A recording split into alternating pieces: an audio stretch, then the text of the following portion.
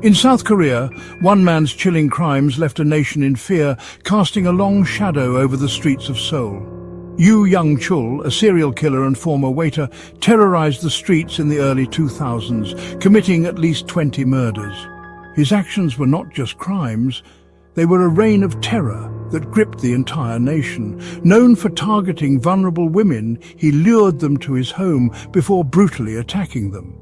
His method was as sinister as it was effective, preying on the trust and vulnerability of his victims. What makes his story even more shocking is his chilling confession. He claimed that killing was a way to cleanse society. This twisted justification added a layer of horror to his already gruesome acts. His reign of terror lasted from 2003 to 2004, leading to a nationwide manhunt. The police worked tirelessly, piecing together clues and following leads to bring him to justice. Yoo was finally arrested in 2004 and sentenced to death in 2005, but his disturbing motives still haunt many to this day.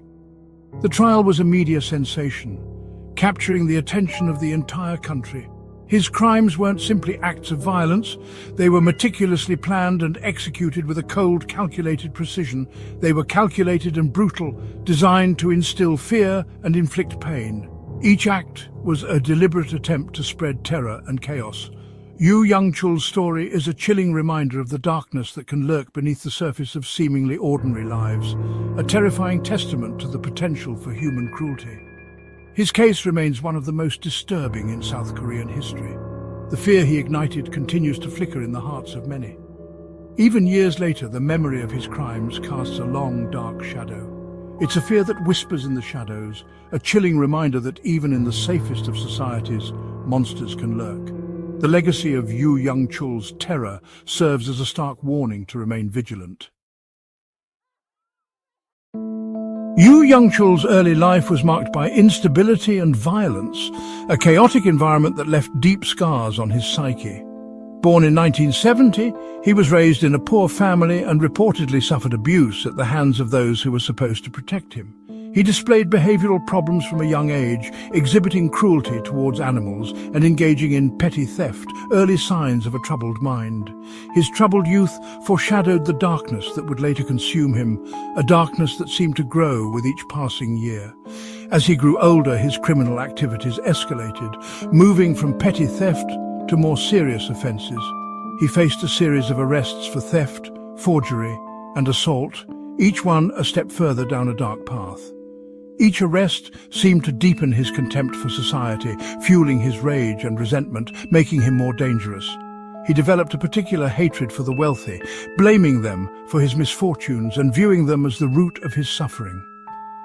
Yoo's descent into depravity was gradual, a slow poisoning of his mind that eroded any remaining sense of morality.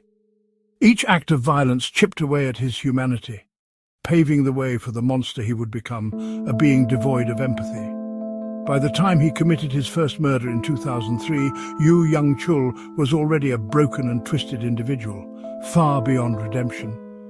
He had embraced his darkest impulses, transforming into a chilling embodiment of rage and violence, a true monster born from a life of pain and hatred. Yoo Young-chul's methods were as calculated as they were brutal. He meticulously planned each attack, ensuring that his victims were isolated and vulnerable. He preyed on vulnerable women, often sex workers and wealthy elderly women living alone. His choice of victims was deliberate, targeting those who he believed would not be missed. He would approach them under false pretenses, gaining their trust before luring them back to his apartment. His charm and deceit were his primary weapons. Inside his lair, the real horror unfolded. The apartment was a chamber of nightmares, filled with tools of torture and death. Yoo would bludgeon his victims to death, often dismembering their bodies with chilling precision. His brutality knew no bounds. He later admitted to cannibalizing some of his victims, adding a layer of gruesome depravity to his crimes. This revelation shocked even the most seasoned investigators. His actions were fueled by a twisted sense of purpose. He kept detailed records of his crimes, almost as if he was proud of his monstrous deeds. Yoo believed that by killing, he was cleansing society of its impurities.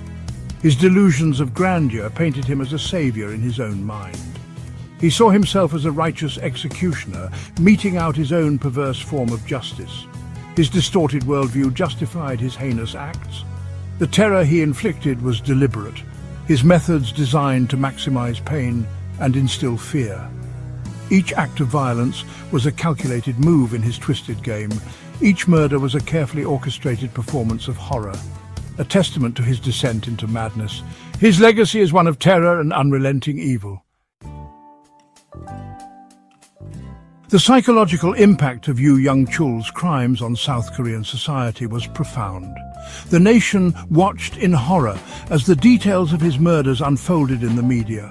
Fear gripped the country, particularly among women who became fearful of walking alone at night. The thought of a seemingly ordinary man harboring such darkness sent shockwaves through communities. Trust was shattered, replaced with suspicion and paranoia. The most vulnerable members of society, those Yoo targeted, were left feeling exposed and terrified. The families of his victims were left to grapple with unimaginable grief and loss. Their pain was palpable, a constant reminder of the senseless brutality that had been inflicted upon their loved ones. The scars left by Yoo's crimes ran deep, etching themselves onto the very fabric of South Korean society. Section 5. The Hunt. As the body count rose, so did the pressure on the police. The investigation into the serial killings became the largest manhunt in South Korea's history. The police were under immense pressure to catch the killer, who had become a national obsession. Yoo Young-chul, however, proved to be elusive. He was careful and methodical, covering his tracks and blending into the crowded city. The police followed countless leads, interviewed hundreds of suspects, and worked tirelessly to piece together the puzzle of his movements. The media frenzy surrounding the case only intensified the pressure. Every day, newspapers ran headlines about the latest developments, fueling the public's fear and anxiety. The nation held its breath, waiting for the day the nightmare would end. In July 2004, the manhunt for Yoo Young-chul finally came to an end. He was apprehended during a routine police check, his reign of terror brought to an end by a stroke of luck. During his interrogation, Yoo confessed to his crimes in detail. He showed no remorse, even boasting about his actions. His confessions were chilling, devoid of any empathy or regret. They painted a picture of a man consumed by darkness, a monster reveling in his own depravity. His trial was a media spectacle. The nation watched as he was charged with 20 counts of murder. Yoo remained defiant throughout the proceedings, his demeanor cold and calculating. He was found guilty and sentenced to death in December 2005. Despite Yoo Young-chul's capture and imprisonment, the fear he instilled in South Korea lingers to this day. His crimes exposed a dark undercurrent in society, a reminder that even in the most developed nations, evil can flourish. His story continues to be a source of morbid fascination, his name synonymous with brutality and depravity. It serves as a cautionary tale, a reminder of the potential for human cruelty and the importance of vigilance. The fear he ignited is most palpable in the families of his victims. Their lives were irrevocably altered by his actions, their pain a constant reminder of the darkness he unleashed. Their grief is a testament to the enduring impact of his crimes, a wound that may never fully heal. Psychiatrists and criminal profilers have spent years trying to understand the motivations behind Yoo Young-chul's crimes. Some believe his troubled childhood and history of abuse played a significant role in shaping his psyche. Others point to his antisocial personality disorder, characterized by a lack of empathy and remorse, as a key factor in his descent into violence. His claims of cleansing society have been interpreted as delusions of grandeur, a desperate attempt to rationalize his horrific actions. However, the truth is likely far more complex. Yoo Young-chul's psyche remains a chilling enigma, a labyrinth of darkness that may never be fully understood. It is this very unknowability that continues to fascinate and terrify. It is a reminder that the human mind is capable of unimaginable darkness, and that some acts of evil defy rational explanation.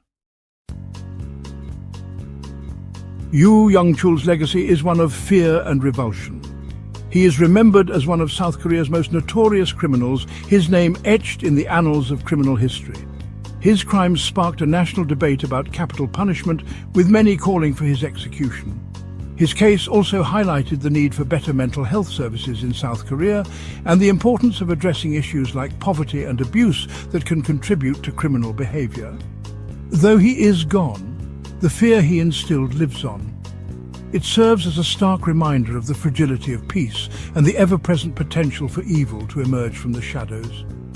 His story is a chilling testament to the darkness that can reside in the human heart, a darkness that continues to haunt South Korea long after the killer himself was brought to justice.